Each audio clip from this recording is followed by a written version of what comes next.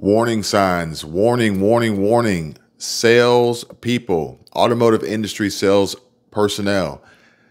The game is over. You're going to have to go back to work now. And let me explain to you exactly why. There's been recent information that has been shared by an automotive insider about the current state of the car market industry and the car market bubble that is poised to pop, burst, collapse, and crash and bring these overpriced, high-priced car values down back to earth, back to at and or below MSRP.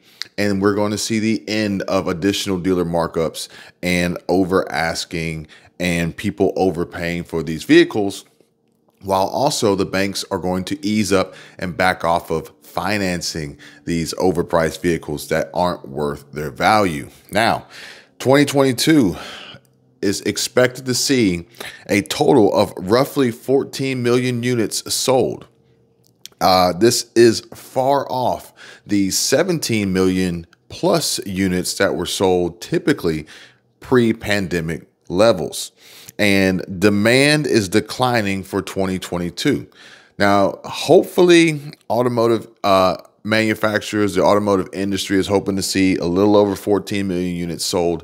But at the end of the day, it's down tremendously over 17 million, which is ultimately taking a hit on revenue, which is why car values and car prices and car sales were going up to compensate for the percentage lost in the volume. This was obviously due to struggles and supply chain constraints and issues. And we're starting to see the results of the recession, inflation, the ultimately the decline in the economy and the purchasing power and the consumer confidence and buying power drying up as the Fed continues to raise interest rates, prices continue to climb with inflation, and people have less disposable income to afford these vehicles and pay for their basic necessities, needs, and food, shelter, all the necessities. Now, some markets are different than others, like we've talked about with real estate. And I've got some notes here, so I keep looking down to make sure I'm bringing you guys all the accurate information that you guys want and you guys need. But much like the housing market, it all depends on location and the demand, the volume, et cetera, et cetera. And it says that some markets are down 20 to 30% depending on the region. And, obviously there is a component there and the factor of advertising online, selling vehicles online, and even shipping them or people traveling in to pick them up and then drive them back where they live. But we're seeing a decline on that as well.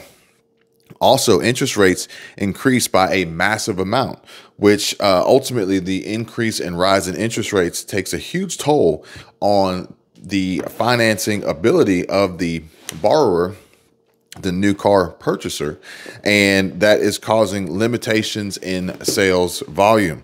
Now, these are pretty much just isolated to new car sales. This does not include pre-owned used car sales. This is pretty much just new car units being sold for the 2022 year. With that being said, odds are we're probably going to see some very, very attractive offers and specials as we roll towards the end of the year, and the automakers and manufacturers and dealerships are trying to move old inventory off their lots before the start of the next year, 2023. Now, ultimately as well, the 84-month loans, that's becoming more of a norm. And we're more than likely going to see, in my opinion, as the interest rates continue to climb, in order for affordability to be addressed, they're going to have to extend the terms to combat the higher interest rates to bring the payments to a point at which people can afford to pay for them. And, ultimately what happened was it was considered almost free to borrow money during the pandemic. Through various stimulus packages that were issued through the CARES Act and some support from the Federal Reserve and the U.S. government. And it basically made it free to borrow money. It was dirt cheap. Now, not so much. And 84-month loans are becoming more of the norm. But the thing is now that these 84-month loans are going from the 3% roughly that they were for new to now over 7%. And we're going to expect to see them go higher as Jerome Powell and the Federal Reserve continue to raise interest rates to fight inflation.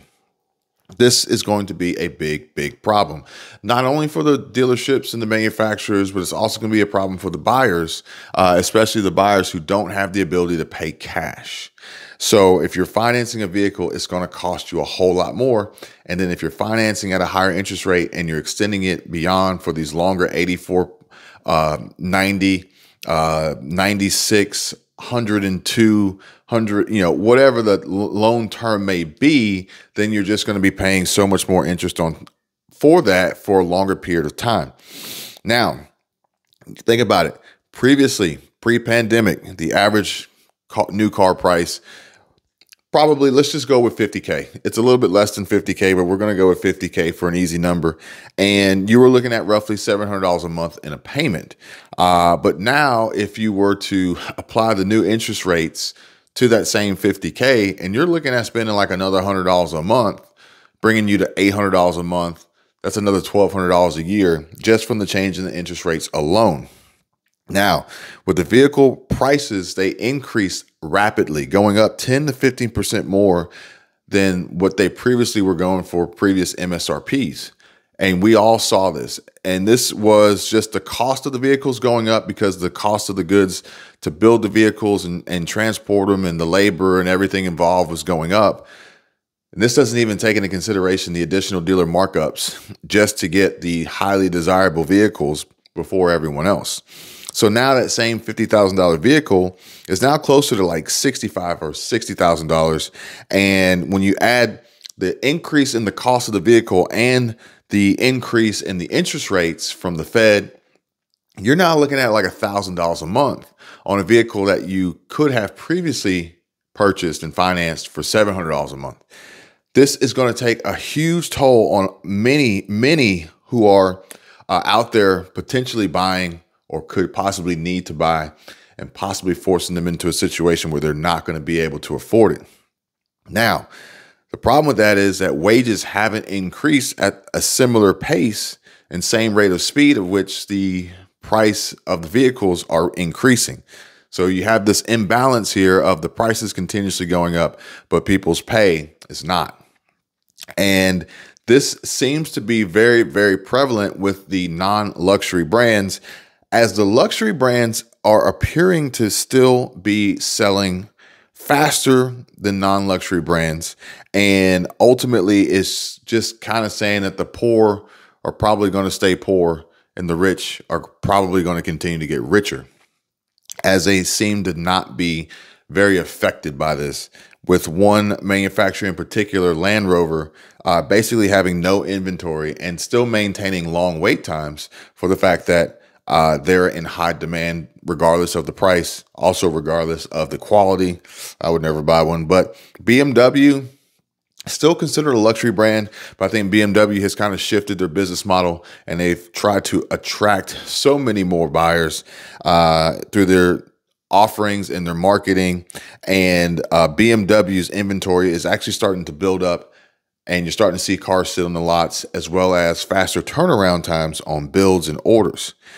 Mercedes, AMG seems to be in that luxury category where Mercedes, not just Mercedes, but Mercedes AMG, any AMG pretty much just sells fast or it's sold before it shows up. And this is just another indication of the K-shaped recovery that we are experiencing, where basically after the pandemic, post-pandemic, the folks at the bottom continue to go further towards the bottom, and the folks at the top continue to go further towards the top. Trying to make a backwards K here, just increasing the gap between wealthy and poor. And this is part of what I'm telling you guys about when I say the middle class is getting wiped out. And something as simple as not being able to afford a vehicle anymore because of the increased costs, the increased interest rates, and the stagnant or possibly decreased income and wages. not to mention every other expense you have to cover outside of this. That is probably more of a necessity than buying a new car, unless you're, especially a new Land Rover or Mercedes AMG. The low income stay low and perhaps maybe even drop lower. The high income stay high and climb higher. But this is why, if you have any desire to change your course of direction and stop dropping lower, if you're on that downward trend of the lower income, please contact me. My information is down below. I'd love to talk to you and discuss the possibilities that exist to improve your income and shift your finances, your personal finance growth and wealth building. Now, the salespeople are probably going to have to get back to work and start selling vehicles, as the buyers are going to be negotiating now because they have the power. It's shifting more towards a buyer's market. The interest rates are making it less likely for folks to come in and just finance these high-priced vehicles and pay these crazy rates. So I think that the days of paying over MSRP are pretty much over, and the salespeople can't just walk out and say, this is the price, it's higher than normal, take it or leave it, because the buyers are going to have a little bit more power now. Case in point, Ford, one of the best-selling new vehicles they have is the Bronco, and the Ford Raptor Bronco is a prime example. It's not selling, and the prices are going to have to start coming down because people, they're just not going to pay it. This is just some basic information from an automotive insider. It all boils down to the economy is shifting. We're seeing prices fluctuate, but we're more than likely going to see these automotive prices come down as the interest rates continue to climb. And the best thing that you can do is really just wait maybe 6 to 12 months if you can, because it's going to be a game changer a year from now with these car prices. But if not, and you have to, try to avoid the financing and pay cash. Save yourself some money, and you'll be much more happy for it. Hey guys, thanks for watching. Please check out this video here and also this one. Subscribe to the channel, give this video a like, comment, share. I'll see you guys on the next one. Take care. Bye.